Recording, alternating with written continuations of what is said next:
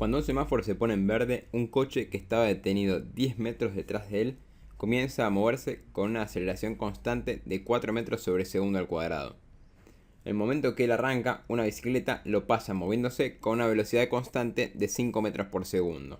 Punto 1. ¿Cuánto tiempo después y a qué distancia del semáforo el coche llegará a la bicicleta? 2. ¿Cuál será la velocidad de cada vehículo en el instante del encuentro? 3. Realice los siguientes gráficos. Bueno, vamos a arrancar con nuestra tabla de datos. En el caso del auto tenemos que su velocidad inicial es 0 porque parte del reposo. Su aceleración va a ser de 4 metros sobre segundo al cuadrado y su posición inicial va a ser 10 metros detrás del semáforo. En cuanto a la bicicleta, que lleva una velocidad constante, es dato. Dibujamos un esquema de cómo es la situación y un sistema de referencia. Ponemos el 0 en donde arrancan el auto y la bicicleta 10 metros, una distancia delta x 10 metros detrás del semáforo. Tenemos que el auto parte con una velocidad inicial de 0 y a partir de ahí va aumentando su velocidad. En cambio, la bicicleta, en el momento que el auto empieza a acelerar, pasa a una determinada velocidad. Luego el auto la va a alcanzar. Vamos a plantear las ecuaciones de movimiento para cada uno de los vehículos.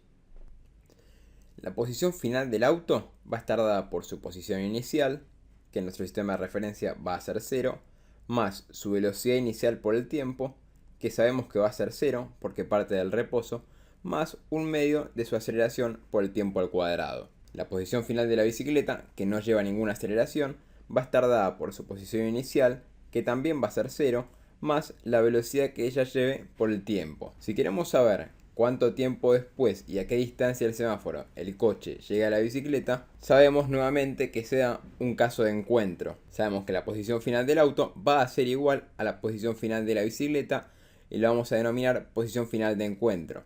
Además, este tiempo se va a denominar tiempo de encuentro. Lo que vamos a hacer ahora va a ser igualar nuestras dos posiciones finales. Ya sabemos que van a ser las mismas. Nos queda la posición final del auto igual a la posición final de la bicicleta. Buscamos que nos quede igualada a 0 y ahora tenemos dos formas de resolver esto. La primera es aplicar la resolvente. La segunda es sacar factor común tiempo de encuentro. Si sacamos factor común tiempo de encuentro, tenemos que para que esta multiplicación nos dé 0, se tiene que cumplir o que el tiempo sea 0 o que lo que está dentro del paréntesis sea 0. Entonces ya sabemos que el primer caso de encuentro se va a dar para tiempo 1 igual a 0. Eso lo sabemos desde el momento que leemos el enunciado. Para el tiempo 0 ambos se encuentran en la misma posición. El otro tiempo de encuentro se va a dar cuando un medio de la aceleración por el tiempo de encuentro menos la velocidad del móvil B sea igual a 0. De acá despejamos entonces tiempo. Y nos queda que el tiempo va a ser igual a la velocidad del móvil B por 2 sobre la aceleración del auto. Si reemplazamos por los datos, nos queda 5 metros por segundo, que es la velocidad que lleva la bicicleta, por 2 sobre la aceleración del auto, que es de 4 metros sobre segundo al cuadrado. Y esto nos da un tiempo de encuentro de 2.5 segundos. Acá tenemos entonces las dos respuestas. Además, el ejercicio nos pregunta a qué distancia del semáforo se encuentran.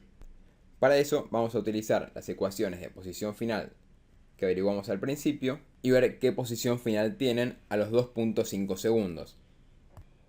Utilizamos la ecuación de la bicicleta y nos da que la posición final es de 12.5 metros. Nosotros sabemos que se van a encontrar entonces a 2.5 metros del semáforo, porque si hacemos 12.5 menos los 10 metros que hay desde donde arrancan el semáforo, nos da que se encuentran a 2.5 metros del semáforo. El próximo punto nos pide averiguar cuál será la velocidad de cada vehículo en el instante de encuentro. En el caso de la bicicleta, sabemos que va a ser velocidad constante, su velocidad va a ser de 5 metros sobre segundo. En el caso del auto, sabemos que su velocidad final va a estar dada por su velocidad inicial más el producto de la aceleración por el tiempo. Si reemplazamos por los valores, sabemos que su velocidad inicial es 0, su aceleración es 4 metros sobre segundo al cuadrado y el tiempo es de 2.5 segundos. Esto nos da una velocidad final de 10 metros por segundo. El último punto nos pide realizar los gráficos de posición, velocidad y aceleración en función del tiempo. Vamos a arrancar con el gráfico de posición en función del tiempo. Para eso ponemos una escala para la posición en el eje Y y otra escala para el tiempo en el eje X. Vamos a iniciar con la bicicleta. Sabemos que para tiempo 0 se encuentra en una posición 0 y que para tiempo 2.5 segundos se encuentra a 12.5 metros. Como su velocidad es constante, la pendiente va a ser creciente en una línea recta todo el tiempo.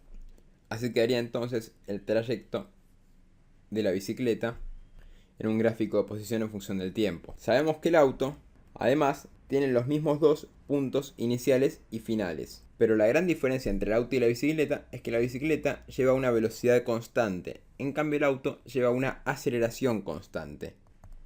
¿Qué significa esto? Que su velocidad va cambiando todo el tiempo y que a medida que aumenta el tiempo va aumentando cada vez más su velocidad. Entonces nos encontramos con dos alternativas. Sabemos que la aceleración va a ser constante, que la velocidad va a ser variable y que el gráfico puede llegar a ser de la primera forma o de la segunda forma. ¿Cómo hacemos para darnos cuenta de qué forma es el gráfico?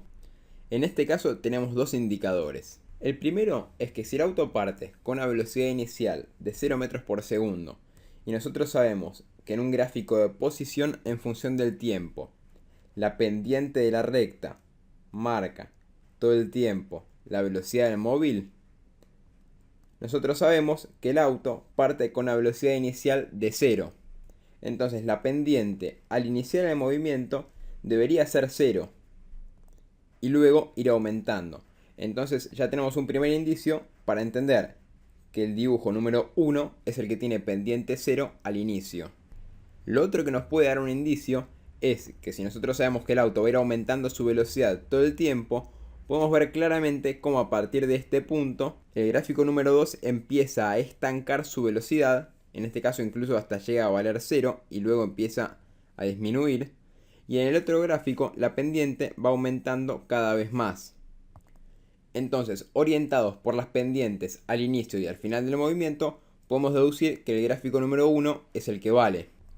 Otra cosa que nos puede llegar a ayudar a ver qué sentido tiene el gráfico es imaginarnos cómo es una parábola. En este caso, nosotros tenemos que nuestra variable x se llama t, que nuestra variable a justo coincide con la aceleración. Entonces nos quedaría un medio de la aceleración por el tiempo al cuadrado más b coincide con la velocidad inicial, x nuevamente coincide con t y c coincide con la ordenada del origen. Fíjense cómo coincide en todos los aspectos con nuestra ecuación de posición final del auto. En nuestro caso, la velocidad inicial se va, la posición inicial se va. ¿A qué es lo que quiero llegar?